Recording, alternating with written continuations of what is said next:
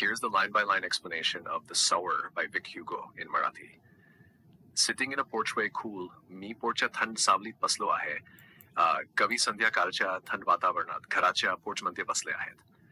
ते आपल्या भोवती शांतता आणि शांतीचा आनंद घेत आहेत. Sunlight, I see, dying fast. मी पाहतो की सूर्यप्रकाश लवकर संपत आहे. कवी पाहत आहेत की सूर्यप्रकाश मंद होत चालला आहे आणि संध्याकाळ जवळ येत आहे. Twilight hastens on to rule. संध्याकाळी अंधार वेगाने पसरत आहे. सूर्य मावळत असताना संध्याकाळची संपूर्ण क्षेत्रावर पसरत चालली आहे. Working hours have well nigh passed. कामाचे तास आता जवळपास संपले आहेत. दिवसभराचे काम जवळजवळ संपले आहे आणि आता आराम करण्याचा वेळ आला आहे.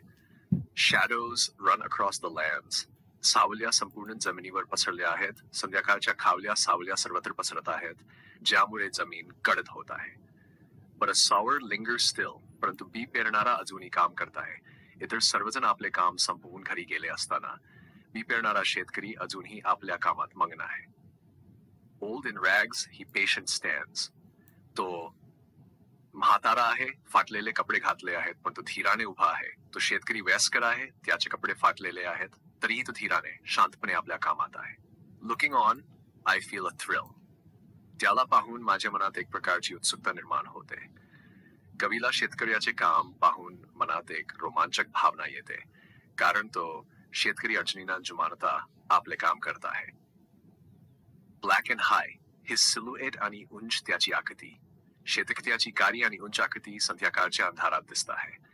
Dominates the furrows deep. ती आकृती शेताच्या खोल खाचावर नियंत्रण ठेवत आहे. शेतकऱ्याची आकृती शेतातल्या खोल खाचावर हावी झाली आहे, जणू काही ती संपूर्ण शेताचे नियंत्रण घेत आहे. Now to sow the task is set. आता बी पेरण्याचे काम सुरू झाले आहे. शेतकरी आता आपल्या शेतात बी पेरण्याचे काम मोठ्या निर्धाराने सुरू करतो. Soon shall come a time to reap. लवकरच फळ मिळवण्याची वेळ येईल. बी पेरण्यानंतर फसलाची कापणी करण्याची वेळ येईल, ही आशा आणि विश्वास कवी व्यक्त करतो. Marches he along the plain. तो शेतात फिरत आहे.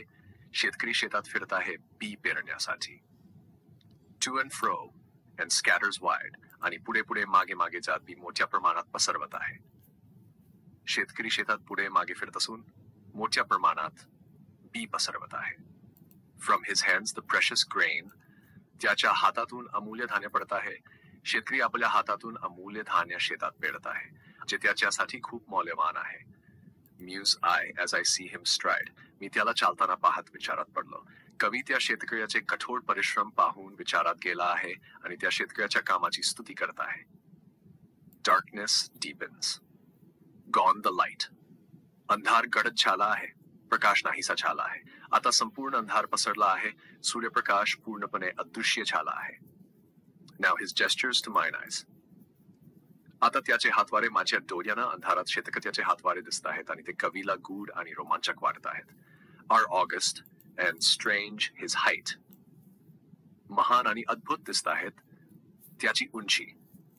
अंधारात शेतकऱ्याची आकृती महान आणि रहस्यमय वाढते, जणू काही त्याची उंची वाढत चालली आहे. Seems to touch the starry skies. तारकांनी भरलेल्या आकाशाला स्पर्श करत असल्यासारखी वाटते. कवीला असं वाटत की शेतकऱ्याची उंच आकृती तारकांनी भरलेल्या आकाशाला स्पर्श करत आहे. या कवितेत कवीने शेतकऱ्याच्या कठोर परिश्रमाचे आणि त्याच्या कामातील समर्पणाचे वर्णन केले आहे. जरी दिवसाचा शेवट झाला आहे आणि अंधार पसरत आहे, तरी शेतकरी त्याच्या कर्तव्यात आहे. कवी त्या दृढ शेतकऱ्याच्या मेहनतीने प्रभावित झाला आहे आणि त्याला महान समजतो.